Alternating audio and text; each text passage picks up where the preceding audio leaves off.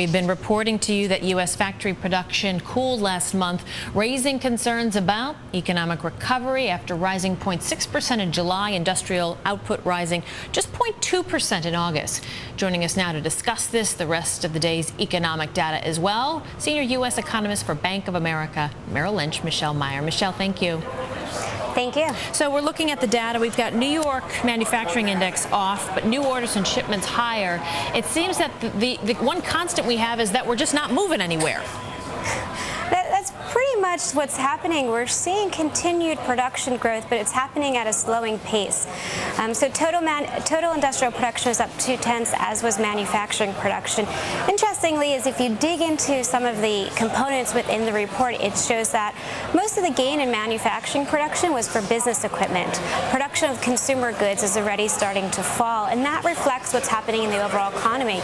Domestic demand is still pretty soft, given that job creation has been weak, and given that confidence in the recovery is still pretty gloomy. So what we're in is an environment where consumers are still behaving very cautiously. They're not spending all that much, and that leads production to also go in a pretty slow trend. And that's just the trend. That's the word I was just going to use. It's the trend we have just seen consistent.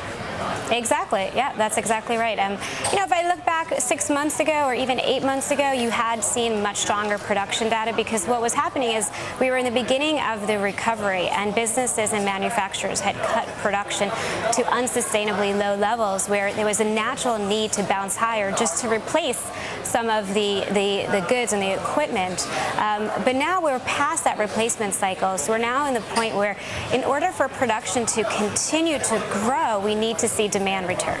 Okay, let's look at the mortgage applications, also look at the housing market. We've got continued weakness when you look at the potential for new purchases. Yeah, housing has been certainly the weak spot for some time now, and the recent data has shown that, if anything, conditions have actually deteriorated slightly over the past few months. The mortgage application data highlights that. So we've seen mortgage rates fall to record lows. The latest rate is about 4.5% on a 30-year fixed, and yet purchase applications are still very weak, and even refinancing applications have only increased marginally. So it shows that people are not taking advantage of the lower rates, and a large part of that on the demand side is because of the lack of confidence in the economy and the insecurity about labor market prospects.